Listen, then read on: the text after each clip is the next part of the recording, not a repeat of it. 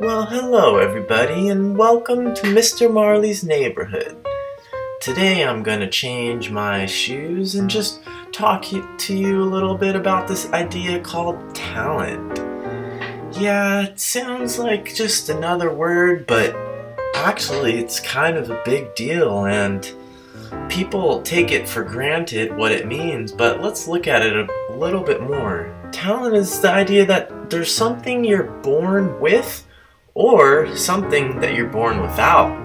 And even from a really young age, people will start to tell you, oh, that kid is talented, or that person's talented. Look at them draw. Wow, they're really good at drawing.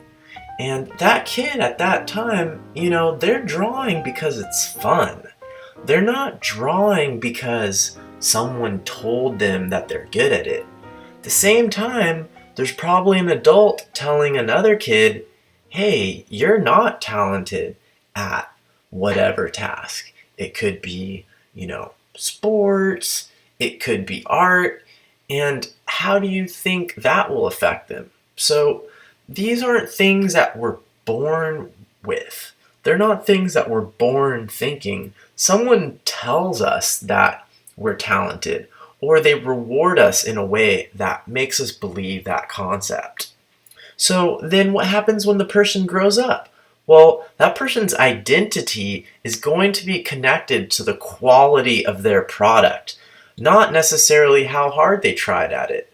And this is going to affect each person in different ways, but the person who's been told that they are talented is probably going to go on to focus on things that they're already pretty good at, and they're going to be really concerned with feedback from other people because feedback is basically a judgment of who they are and something they can't change.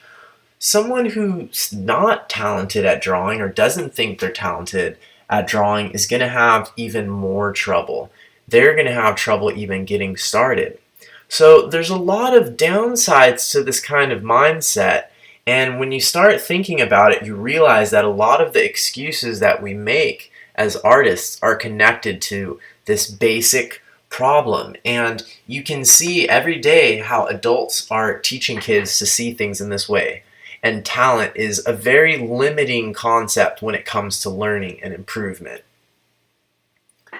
So what's the opposite then? What's another way of approaching art or other skills?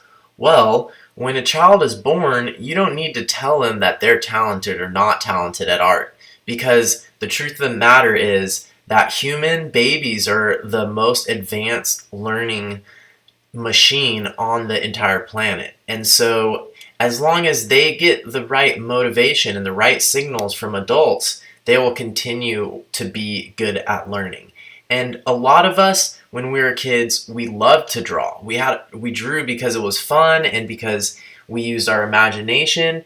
And at that time, we're not looking for confirmation from the adults around us. And so I think it's really important at that age to recognize that kids are in a place where they are self-motivated, and to tell them that's really great that you're working or that you're practicing, or I'm noticing that you're spending so much time and you're so focused on doing that. Those are examples of affirmations that you can give them that won't start instilling this concept of talent in their brains. And if you continue to promote their curiosity and push them to try things that are even harder, they'll grow much more as an artist and develop into an adult who continues to do art because it's fun and has a much stronger sense of self-gratification from their work, instead of being so dependent on externals, such as what do people think about my art, what do people say about my art, how does my art look on the page. And as it turns out, if you really focus on the work, you can get into a flow state. So a flow state is also known as a peak performance or an optimal experience. And what that means is there's a balance between our skills and the challenge at hand. And it also means that we are less self-aware in the moment or self-conscious. We're focused on the task, not on ourselves. Time often passes in unusual ways, either slowly or quickly, such as you're painting for so long that you miss a meal. That's a sign that you're in a flow state. And flow states are where the world's most creative people have developed some of the most important ideas, most important works of art, and it's also the place where a lot of athletes operate, and the most optimal place of performance is in a flow state. And the difference between flow states and pleasure is more about an enjoyment that is more holistic.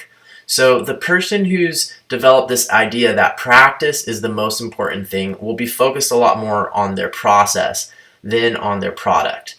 The irony is that their products end up getting better as a side benefit. So if you, instead of focusing on making perfect drawings, if you focus on making a lot of pencil miles, so basically focusing on the practice instead of the product, what ends up happening is you get in so much practice that your final products end up turning out better in the long run anyways. So this is a win-win scenario. And whether you believe in talent or not, you can start applying this mindset, and the proof is in the pudding. You will enjoy practicing more. You will approach it as a challenge and as a place for you to grow instead of just staying in your comfort zone.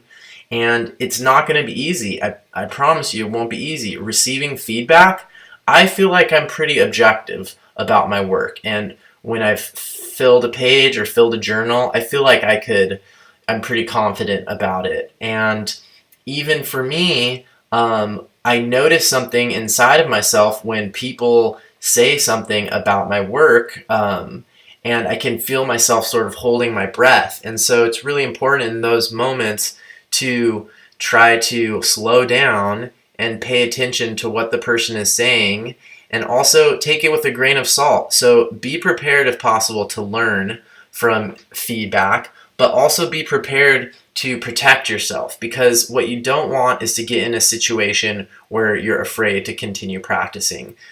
So I recommend that you push your comfort zone, but also stay in a place that feels safe. That's why it's really good if you are in a group where there's agreements about criticism or feedback. Is this an art group where feedback is solicited? Or is this an art group where people just go and share and don't get into criticism? Or if you're the person who's going to give feedback, maybe you should ask the other person, is it okay if I give you some feedback right now? Or is it okay if I critique your sculpture right now? So make it a safe space around critique or feedback. And if you feel like you're very sensitive, then you should be the one to take the initiative to protect yourself and create a safe space. And if you're someone who likes to critique people a lot or tear people up, you should try to recognize that and do something about it, because that's not really helping anybody and it's not making you look cooler.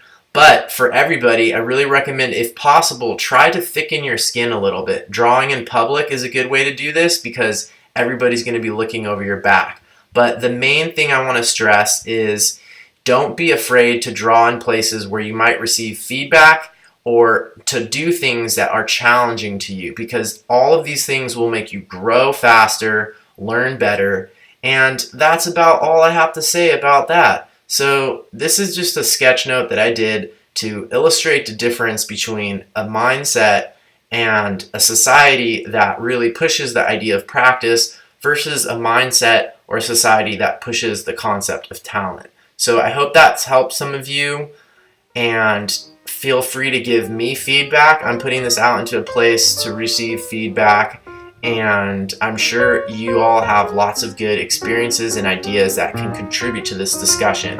But for artists, for nature journalers, for sketchnoters, and anybody who is using art or images or creativity, this discussion of the difference between practice and talent, it's also applicable to sports and pretty much any field of learning. This conversation has to be happening. All right, thanks a lot.